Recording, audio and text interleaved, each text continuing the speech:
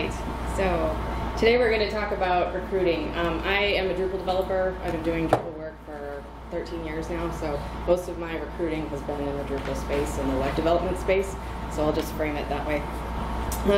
So who am I? I am Sarah LeNguyen. I'm the CTO at Forum One. We have offices in DC and Seattle, and then most of my tech team actually works remotely. About 65% of my staff is remote. I have spent the bulk of my career in sort of the digital agency space. And a lot of those agencies operated in kind of like a startup culture, where I came in as employee number 1 or 2 on the web team, and then it was my responsibility to kind of grow the team from the ground up. So consequently, I've gotten a lot of experience of recruiting and hiring. I now lead a team of about 40, and that's back-end developers, front-end developers, JavaScript developers, and then I also have some system administrators on staff. And I've had to hire for all of those positions in my tenure at Forum One. And as I said, I'm a Drupal developer by trade, so I often have to recruit for positions where I don't have any idea what the skill set really boils down to. So, and I work for Forum One. As I said, it's a full-service digital agency. We've been in business for 23 years. We work with mission-driven organizations, so organizations that are out in the world and the communities trying to do good. We do about 50% of our business is government, so we work with state, local, federal governments, and then we also do a lot of work with nonprofits and associations as well. Here are some logos of clients that we've recently done some work for. We do a lot of Drupal work. We also do WordPress work. We do JavaScript app development, and we're using React for that. And we've also do a lot of hosting for our clients too, so we have system administrators on staff. Some of our most recent technical challenges include CRM integration with Salesforce. We do a lot of data visualization with D3 and React as a framework. We're also doing some platform development in Drupal 8, and also content syndication and personalization. So we're doing a lot of cool stuff at Forum One. So today's topic. I'll start off by saying, why is technical recruiting so hard? Those of you who have been in the position of being a hiring manager might have experienced this. Like, talent is really short, and it's really hard to recruit. So it's really just supply and demand. And this is nothing new in the Drupal space. There's a blog post that Dries wrote back in 2007 where he advised hiring managers just to focus on good computer science skills and train up for Drupal. But as we all know, Drupal has a really steep learning curve. That didn't really get any better in Drupal 8. I've been in a position as the hiring manager since Drupal 5, and I wouldn't say that the hiring landscape is a whole lot different. It's still really tight in 8 as it was in 7 and 6, but I do think some of the promise of Drupal 8 was that it was going to make hiring easier. That hasn't really been my experience so far. Another reason is that just the field is becoming more specialized. When I first started recruiting, we just recruited for web developers, and it was kind of expected that they be full stack. But as time has gone on, things have gotten more and more specialized. So back-end developer became back-end developer, front-end developer, and then front-end developer fragmented further to JavaScript developer. And so it's just become a very, very specialized field, and so it really requires hiring managers to be very specific about what they're looking for. And I'm seeing hiring managers still put out kind of what I call kitchen sink job descriptions, and that's where they just name every technology that the person could possibly interact with. And then it's really hard for candidates to figure out what exactly the day-to-day for that job would be like. And they have so many other options, so they can just move along.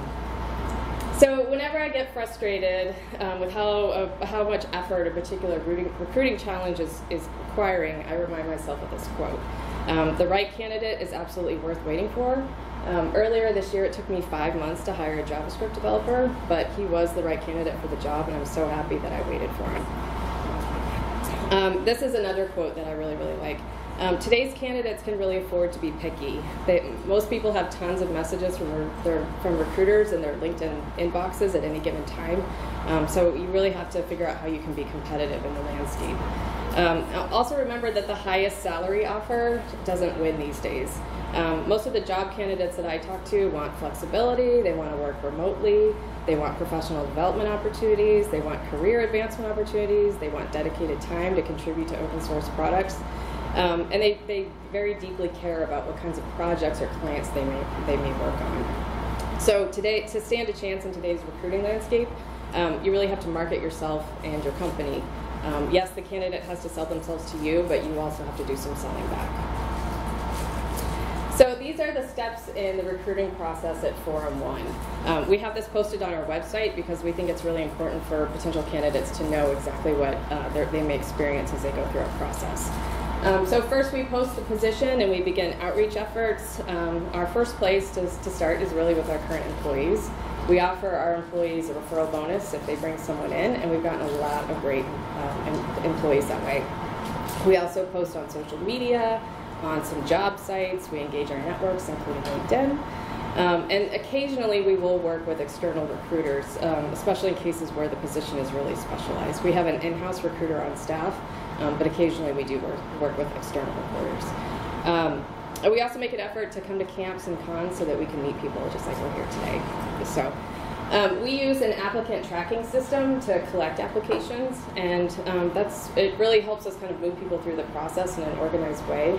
And it also gives us a database of candidates for the future. So if someone applies for a job and they're not really fit for that position, but something else opens up, we will go back and look at candidates in our database and reach back out to them. So as the hiring manager on the tech team at Forum 1, I review all the resumes, and if I'm interested in someone, the first step is to do a phone screen with our recruiter.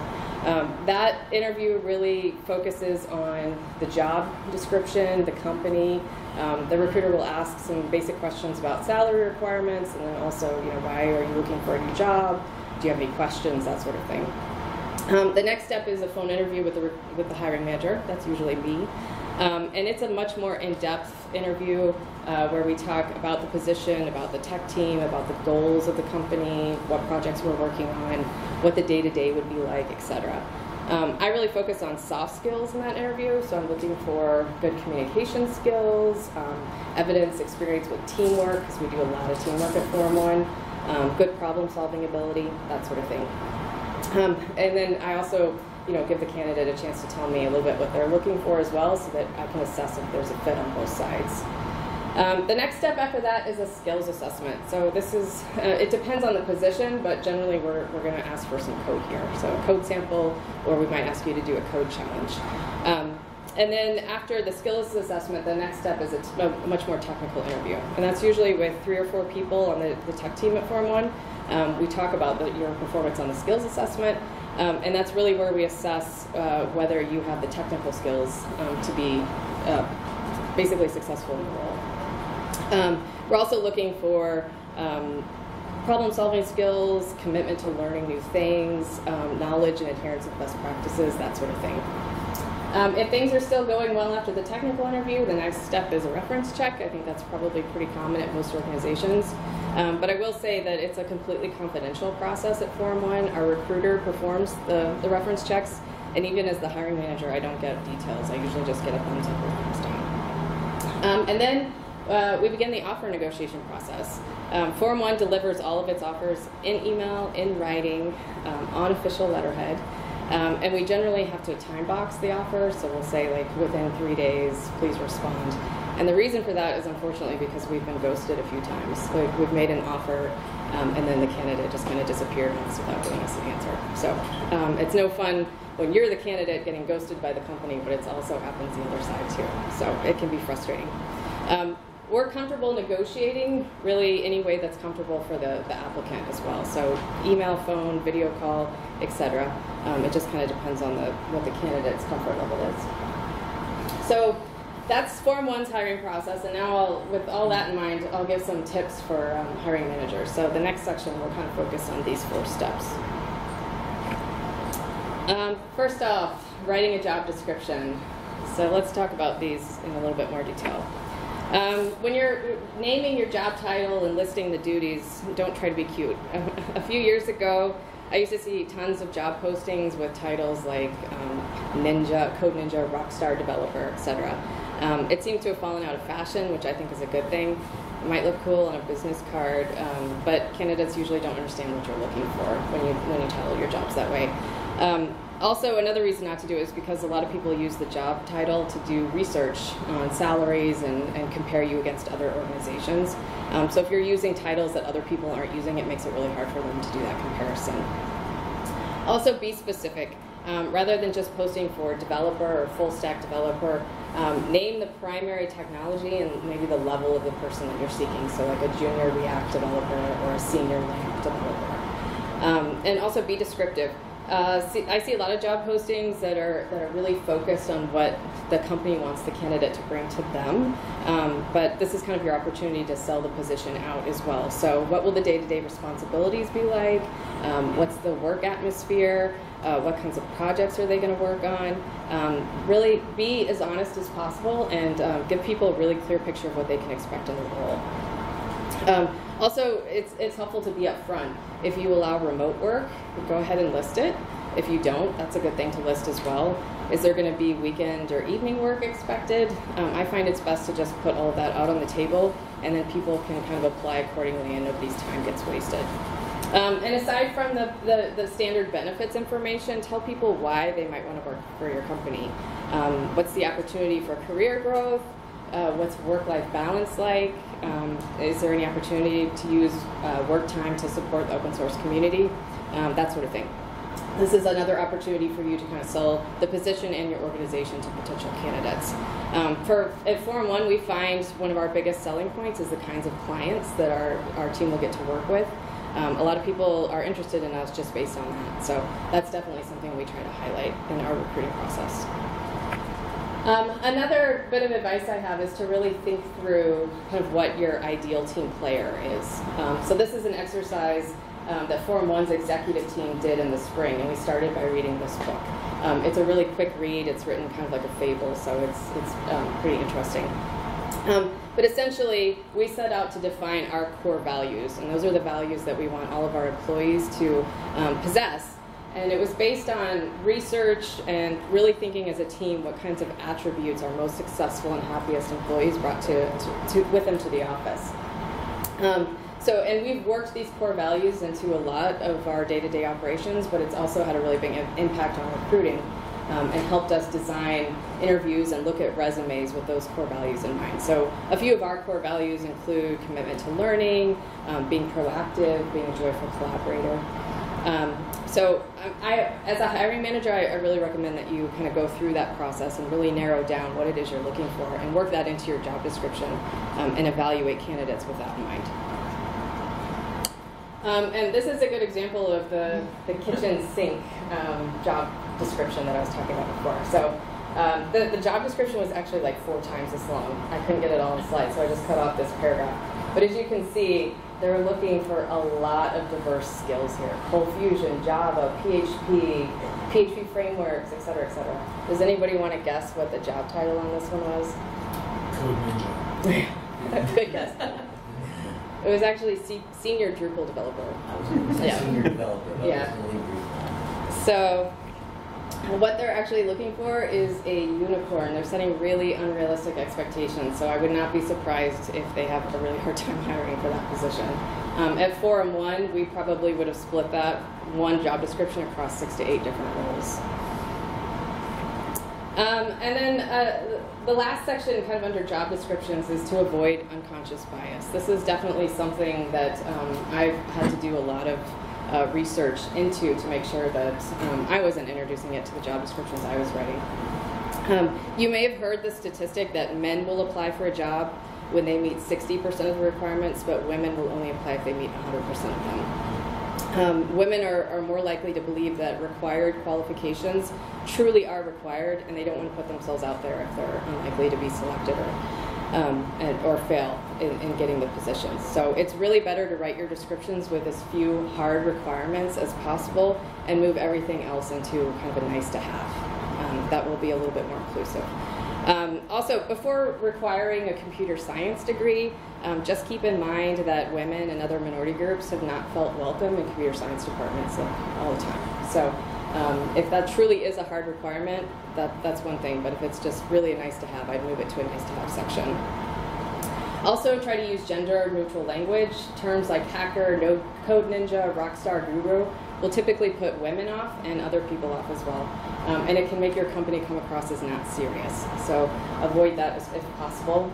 Also avoid corporate jargon, especially acronyms like KPI or SLA. Younger people might not understand what those terms mean, and they might not apply because they think that they don't have the requirements for the position. Another thing is to share your company's commitment to diversity.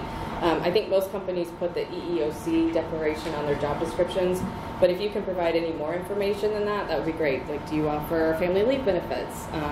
Can the role have a non-traditional work schedule, like part-time or job share? And also, are there any mechanisms in place to make sure that people are paid fairly for their work?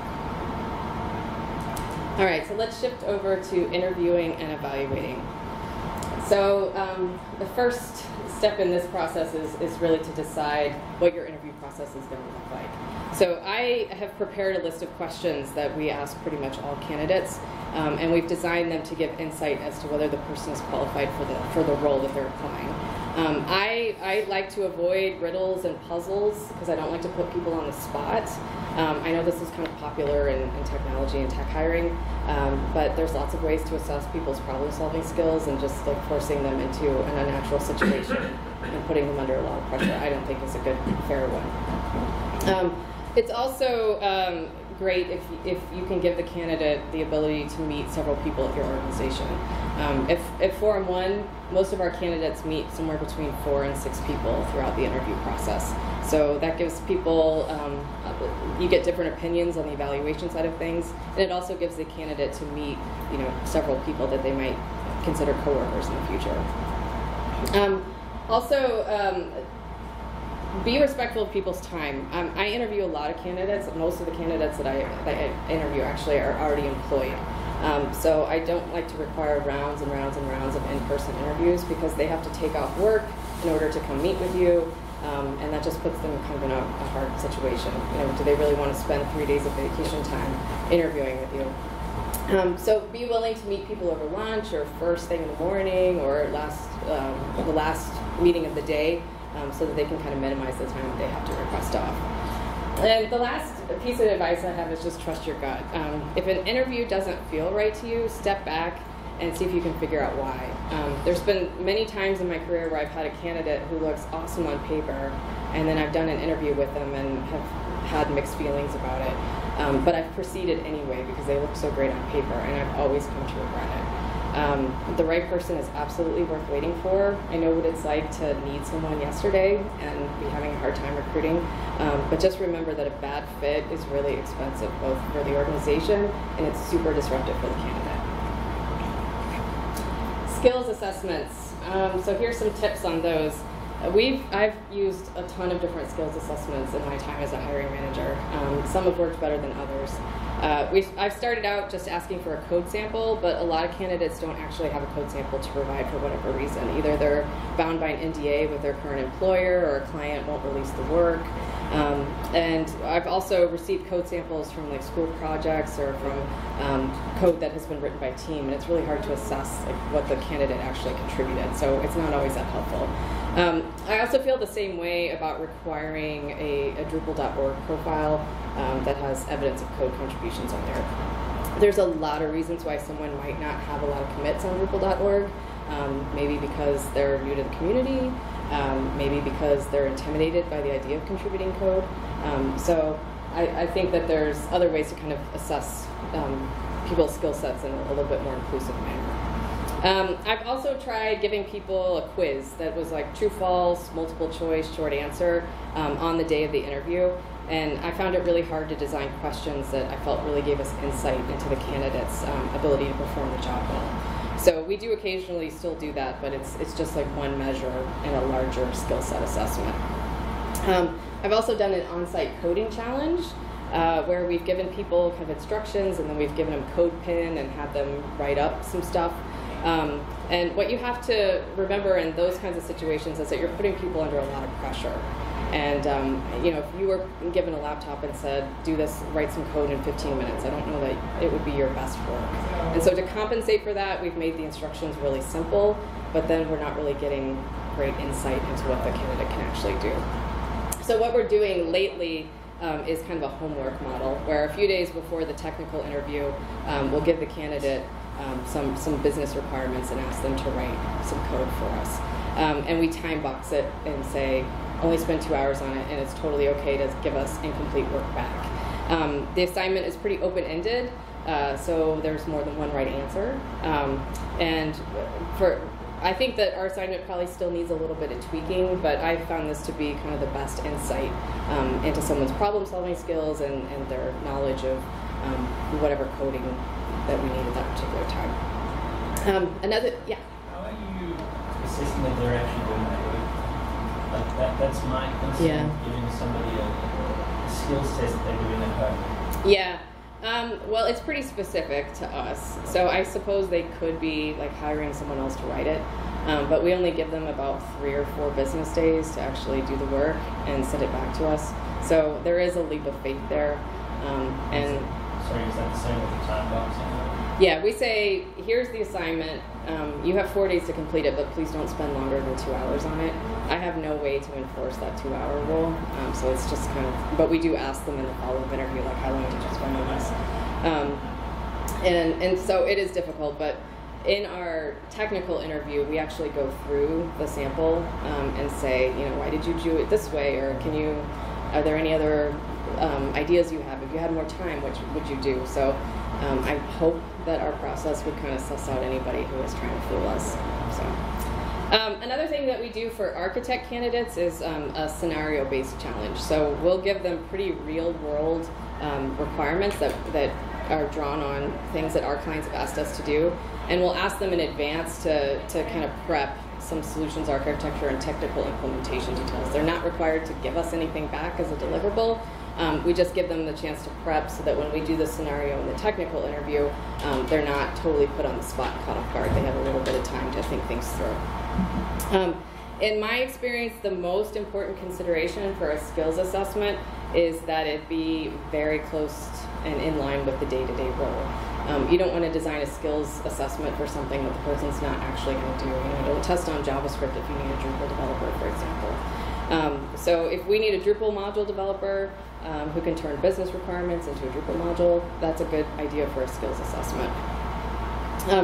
Also, when going the homework route, just make sure that you're respectful of people's time. As I said before, most people that I interview are employed already, and they have other commitments, so we really do try to keep it under 2 hours. And finally, this goes without saying, and I know no one in this room would ever do this, but I've heard horror stories about it. Don't assign tasks to interviewees that you then turn into a client deliverable, because what you're doing is unethical, and you're basically getting free labor when you shouldn't be. All right, and negotiating offers. So if you've gotten to this point, yay, that means you found a candidate that you really like, which is 90% of the battle. But really do your research on salary and make a fair offer. At Forum 1, we conduct market compensation studies very regularly, and we're able to kind of form our ranges for positions accordingly. This is another reason that you should use kind of standard job titles, so that when you do compensation studies, you can really compare yourself against similar organizations and get a good apples-to-apples comparison, or at least as close as possible. And then, as I mentioned before, salary is definitely not everything in today's market. So be prepared to negotiate on things like the aspects of the role, schedule flexibility, remote work, professional development opportunities, time for code contribution. Be as flexible as possible during that process, but also be fair to your current employees. So whatever you're offering to people coming in the door, you really should give your current employees a shot at those same benefits. So another thing is as tempting as it can be, don't pressure a candidate to take the job. At the end of the day, you want a candidate who's really excited to join your organization, not someone who felt coerced. Yes? I'm just curious. So I was in nonprofit and higher ed forever, and now I'm corporate, and I noticed the vacation time is a lot different. I haven't tried to negotiate that. Like, I just took whatever, and I'm happy with it. But I'm curious, like, I am really curious if that's something that people ever negotiate. Oh, sure. And if that's okay, because I can imagine, like, if people are offered 10 days, this new person is given more, Yeah. that can cause resentment. Absolutely. I think every company has a different policy on that. People absolutely at Form 1 have asked for negotiation there. Our policy is that isn't something that we would have a lot of negotiation on, but I have worked and recruited for other organizations where that absolutely is on the table. So really in the negotiation process, you should put everything on the table that's important to you. And it's a negotiation. You might not get it, but at least you've asked. So it does seem like nowadays, if you have someone with 10, 20 years of experience, to expect to have to start over at that level, it seems crazy. Yeah. I don't know. I was kind of curious. Yeah. I have to ask people. Yeah. If at any stage of negotiation things fall apart, be professional and leave the door open, because you never know. The Drupal community is really big, but we are all kind of moving around, and you never know when a contact is going to lead to another contact, or you might come back to a candidate where negotiations fell apart, but a new opportunity has presented itself, and maybe you can try again. And close the loop as well. If you decide not to move forward with a candidate, just tell them, let them know, so that they can move on and pursue other opportunities. And likewise, if you're the candidate and you want to decline an offer, just tell the hiring manager. I'm never offended. I want people to find a job that makes them happy. I want employees that are happy. And if this isn't the right fit for you, just let me know. Okay, now I have a few tips for candidates. So these are kind of the topic areas in this section. My first advice would be to look for a position where you're kind of stretching yourself. Don't just zero in on job descriptions where you meet all of the requirements. You don't want to walk in on day one and already know everything and be bored right off the bat. So find something that gives you opportunities to do new things, learn new skills. Maybe it's new tech skills, maybe it's larger, more complex projects, maybe it's product development where before you were doing website support. Just whatever it is, do something that you're kind of passionate about and enthusiastic about. Also, kind of think through what you want your day-to-day to look like. What kind of tasks do you find engaging? What kind of work that do you absolutely hate? Look for more of the former, less of the latter. And also think about what kind of environment you work best in. Do you work best as part of a stable team on one code base? Or do you like to work with several different product teams and have lots of projects going at once? Do you prefer a traditional work schedule? Do you want something a little bit more flexible? There's lots and lots of options out there. You just got to look for them. Also, kind of think through what your non-negotiables are, and don't be afraid to put them on the table. Just as hiring managers shouldn't expect unicorns, you're not going to find a job that ticks all of your boxes, probably. But if you can boil down your list of non-negotiables, it can really help you tailor your job search. So some potential non-negotiables would be like the type of work, the work schedule, location, whether it's remote or on-site, what tech stack you're working with, what the culture, office culture, work environment is like, and then work-life balance is also a huge one. And here are a few resume tips. I prefer, as a hiring manager, if candidates only list technologies on their resume with which they have pretty significant experience. Don't just list all the technologies that your company works with, even if you haven't worked with them at all. Because if I see it on your resume and I ask you about it, I do kind of expect that you can speak about your experience with it, rather than just like, oh, the other team's using that, I haven't really done anything with it, but my company uses it. Another thing is to keep the layout on your resume pretty simple. Our applicant tracking system uses OCR to pull text out of PDF and kind of shove it into a web form. And if the layout is really complex, it totally garbles that process and makes it really hard to kind of work within our system. Also, I would expect the resume to kind of match the position. So I have much higher expectations for a front-end developer in terms of how the resume looks and design than I do of a back-end developer or system administrator. So that's just something to keep in mind. And in my opinion, the best resumes show a natural progression of someone's career. Job titles that increase in seniority, roles and responsibilities that increase in complexity, but not everybody's resume is going to tell a story like that. So if yours doesn't, maybe you have gaps, maybe you have a few lateral moves in there, maybe you switch careers. The best place to offer an explanation for that is in the cover letter. So it's not a big deal if you don't have the perfect resume, but the cover letter is kind of another opportunity to explain. And I do read cover letters. Not every resume, most resumes actually don't come through with a cover letter. I don't hold it against candidates when I don't get one, but I do read them when I do. So. And then on your resume, you should list each position with the job titles and what you accomplished in that role. So don't just rehash the position's original description. Like, tell me what you accomplished, how you made that role your own. And then another thing is I see some resumes come through with an objective at the top, where it's like, my objective is to find an exciting career in Drupal development or something like that. I find those to be pretty unnecessary. So if that's something that you're kind of stressing over when you're putting your resume together, feel free to omit it. What to expect as a candidate going through the recruiting process. First, there's going to be a lot of waiting. It takes our recruiter quite a while to schedule interviews. As I said, you generally meet 4 to 6 people in the interview process at Forum 1. We all have really busy schedules, and so sometimes it takes a little while to get interviews on the books.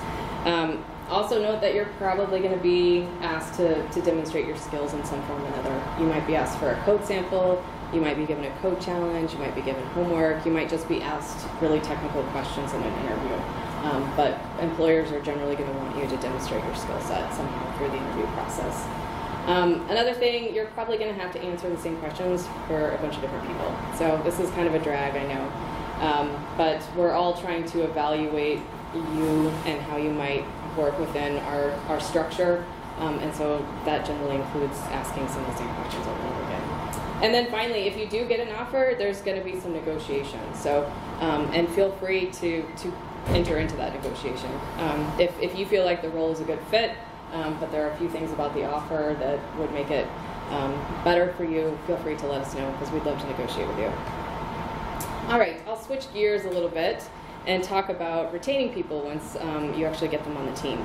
You just went through a ton of effort to find and interview and negotiate with someone. Now they're on board, so how do you keep them? So let's say you've onboarded a new employee, you've given them time to settle in, and you're noticing some performance problems. And the first bullet point is, ugh, this is by far the hardest situation I have to handle as a manager. But just keep an open mind. Most performance problems can be turned around, so don't lose hope. The first thing that I usually do when confronted with a performance issue is try to see if I can figure out why, because then I might be able to turn it around or help the employee turn it around. So one way that I like to do this is to kind of rate how knowledgeable the person is. Do they have the skills to do the job on a scale of 1 to 10? And then I'll rate the person's desire, their motivation to do their job well from 1 to 10. And then I kind of plot the results on a little graph here. And if they're in the bottom left, low knowledge, low desire, this means you made a selection error in the recruiting process. So at this point, you should really look back at your interview process, your skills assessment, and figure out how this happened and make sure it doesn't happen again. If you end up in the bottom right quadrant, high desire, low knowledge, this person needs training, so let's get them some. And if you're in the top 2 quadrants, these are kind of your true problems of motivation. So as a manager, it's time for you to kind of put on your detective hat and see if you can figure out why. So it might be one of the reasons on this list. These are hygiene factors. These are Frederick Herzberg's hygiene factors. And this is what causes low engagement and job dissatisfaction. So if you as a manager can kind of identify which one of these might apply to your employee that is having some performance problems, you might be able to turn it around. So job insecurity, policies that keep people from doing their job or make them unhappy, ineffective management, supervision and guidance. For working conditions, that generally means physical. Negative peer relations, people in the office aren't getting along, there's backbiting or something like that going on. And then the last one is personal life challenges. So this would be things like someone's going through a divorce, or they've lost someone in their family, or something like that. And as a manager, you obviously can't get in there and fix it for them, and you need to protect their privacy. But if your organization has something like an employee assistance program, making a referral there is a good option. So If you are a middle manager and therefore someone that doesn't have a lot of power or influence to change some of these things for your employees, that kind of leaves you in a tight position. You want to help them, but there's not a whole lot you can actually do for them. And in those cases, really just listening is really very, very helpful to people. And then advocating for change where you can, obviously, is a huge help too. All right, that is the end of my slides. Thank you all for spending your last session of Bad Camp with me. And I would love to hear from you about any questions that you have or any experiences you have in either being a hiring manager or a candidate. I love horror stories, but I also like great stories too. Since there weren't any burning questions, yes. I paused intentionally. Because this is just a shared experience and it reinforces something that you said. Because I have someone who's a bit of a mentor to me, one of the best developers I've ever known, and I've known a few really, really good ones. And he shared an experience with me recently. He applied for a job and they did the code review thing, or they did the code challenge thing, and he wanted to really impress them, so he chose a method for spinning up a local environment that wasn't like, he didn't just go to something that was like a one-click, like a Orlando situation. He decided to be, and he got tripped up in it, and he lost a little bit of time, and then he got a little nervous on his coding because he realized it was kind of running out of time. Long story short, he didn't get the job, and I feel really sorry for the employer because they really just missed probably one of the greatest developers they could ever hire. Yeah. And on top of that, he's just like a really great guy. You know what I mean? So, and as a boss, as a manager, I can tell you that having a really great person on your team that is a good person is oftentimes as important as their skill set. You know what I mean? Because let's face it, day-to-day operations. So yeah, it was just one of those things. Yeah, I mean, really, it is a balance when you're evaluating people. You don't want to put so much emphasis on the coding challenge or how they performed in one interview. You really need to look at all the data available to you and make a decision. And at the end of the day, hiring is always a leap of faith. Nothing is ever going to be a done deal. You know, I've had people referred to me from others that I've really, really trusted, and they've come in and didn't really meet my expectations. And I've also had people that I was kind of like, about in the interview process, and then they came indoor and knocked my socks off. So, you know, you can only do so much. It's never going to be an exact science. Yes. May I ask you, do you have something that a good question to figure out people or your candidate? Because of course, it's easy to come up with the technical question for the Drupal. Yeah. It's obvious, but always I'm wondering, how I can, ask the candidate Yeah. a question about the human Drupal teamwork. It's Right. more important other than Right. technical. Generally, to assess that sort of thing, I will ask about past experience. So have you ever worked on a group project? If it's a new developer coming right out of school, a lot of times they've done group work. Or if it's a more senior person, tell me about your projects you had at previous positions. Did you work as a member of a team? How did you operate within that team? How did you divide up the work? So I kind of rely on the candidate telling me about their past experience. I think one thing that's helpful there is scenarios as well. So in a situation like this, a challenge, how would you handle that? How would you approach that? So if they have a hypothetical to work through and you see that thought process for it.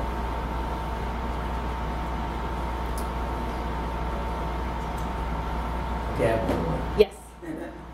I share that I took the leap of faith on my current and only employee, and her skill set was pretty low, a little bit lower than I really wanted, and but during the interview process, I was very clear on what the job entailed and where I would like to see her go. Like I said, there won't be a timeline. I'm not going to be holding you to you better know this by this point or you'll be fine. It won't be like that. But as long as your energy levels are anyway. The leap of faith things, if you the gut feeling thing, my point is the gut feeling thing, is that it really does make a difference. And right now I'm actually hiring for 2 positions, and the top candidate has the least amount of skill matching. Because again, everything in this resume is so on target with what I'm looking for, with the desires, look, I'm here. I read the thing really carefully. I know I don't need the skills, but this is where I see this as a really good fit for me. This is where I want to go. And that kind of thing, that just to me says they took the time to read it and they made their cover letter and filled out their entire application very specifically targeted to get hired for this job. And so they're either really, really clever at job searching or they really mean it. And so anyway, it worked out for me once. I'm hoping it'll work out again. With my current developer, she's just like, I couldn't be happier 2 years later. And I do everything I can to make sure she doesn't leave. Yeah. Promotions, money, made sure. Glad she's not here. I would have been able to share all that with you. So anybody you know, like, showing loyalty down. I don't think she's going to be reading this. She's not in the hiring process. But she won't be listening. What are your thoughts on like evaluating a candidate and seeing their evaluating potential versus current skill level and how that applies? Yeah, this is when I hire associate devs. Like that is a lot of them are just coming right out of school and they don't have any past experience other than a few internships occasionally. So those really are much more of a leap of faith. So in those cases, I'm looking for evidence of self-driven learning. So I love candidates who come in with hobby projects, a website that they're maintaining on their own, or code in GitHub and a repo somewhere that does something cool. I don't usually care what it actually does, but if it's just the fact that they're writing code when they're not assigned to it shows that they have a lot of initiative. And then you can just tell sometimes when you're talking to people how enthusiastic they are about the kind of work that you do.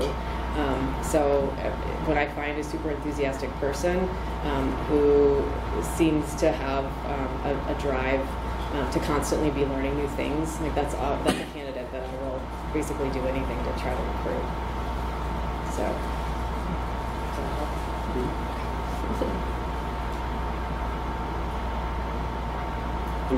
Just a I was going to say, I work with Sarah on someone's recruiting, so I love hearing this. It's just great overview of it.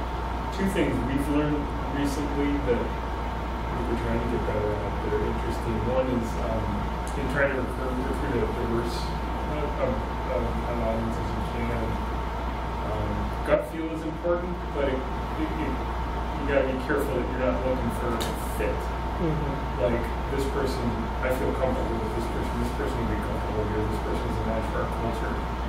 You're not going to get a diverse pool of candidates if you're looking for someone who, without realizing it, you're looking for somebody who kind of looks and sounds and talks and thinks like you do already. You actually don't want that.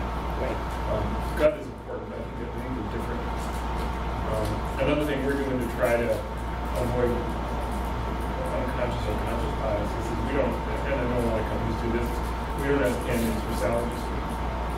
Because for women or for certain groups of people, their salaries probably are lower than they should be for reasons that are just discriminatory. So we're not going to anchor salary based on your salary history, which probably isn't where it should have been. So we don't ask based on the market research. Right. And another thing about salary, this is a very controversial topic. As a candidate going through, if you're asked for your salary requirements, a lot of people don't want to give them because they feel like they're going to either sell themselves short or they're going to price themselves out. So to answer that question, I would just say that Form 1 would never just, if you put a salary requirement out there, we're never just going to ghost you and be like, oh, never mind, and like go away. If you're out of our range, we'll tell you so, and we'll see how negotiable you are. And if you're under our range, then we're not necessarily going to lowball you. So we're going to work within our market research and pay within our range. I'm sorry. That was nice. I was just going to say that we also don't ask. Yeah. We don't ask them for their previous. We do ask the question what we'd like. Yeah. We'd be seeking just to get a ballpark, but I agree, you can't. The reason we ask is because if we're on totally different pages, we don't want to waste your time, and we don't want to waste our time pursuing you. If we know ultimately we're not going to be able to get you where you want to be, so it's really supposed. It's in that fit assessing category. It's not necessarily a huge deal breaker unless we're totally on different planets. I wanted to ask a question for somebody that is applying. So you get somebody that's worked, it's me, but somebody that's worked in like a very kind of small team, is very self-managed, is kind of out of the loop of the current kind of project management side. They tick all the boxes for the tech end. Is this something that they should worry about? Is this something that you can, does the candidate take on before you apply for the job, or is this something that will be covered by training? I think it depends on the role in question and also how trainable that particular skill is. I find it really hard to train like problem-solving skills, for example. That's like I'm specifically talking like I have familiarity with Jira and that sort of stuff, but it's little nuances like tagging tickets and something. Oh yeah, no. It's like, come on in. Do I need to worry about No, we'll train you. How do you deal? I would love to know how you deal with people who are applying for a position that they're super overqualified. Like, how do you treat that? I've had that happen, and if they're an awesome candidate, we will make a new position for them, or we'll reclassify what we're looking for. Yeah. I really only have one position, but I had a couple of people that were like, why would you even apply for this? Like, I would feel bad hiring them to do this job. Well, I would just call them up and ask them. I mean, maybe your job description is written in a way that they don't necessarily understand what the day-to-day is. Maybe they're trying to work with some new technology or some new environment or something like that, and so you are an attractive option, even though you personally don't see that.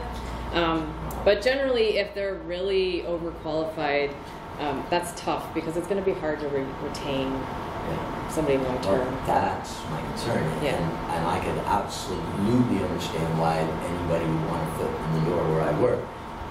But to apply for an entry-level position when you have 30 years of experience, it just seems nuts to me. Yeah. Well, you never know. I guess you never know. Yeah. I mean, I didn't put them on my list of people. When I have a totally overqualified candidate, I usually will go through at least a phone screen just to see where they are. I don't just like throw people out because first of all, I don't get when I get a really great candidate that I get excited. Like, I want this person on my team. Maybe not for this particular position, but if I can start a relationship with them and I might have a need in the future, then I'm like opening that door and getting to know them a little bit. That's a good one. All right. Thank you all. Thank you.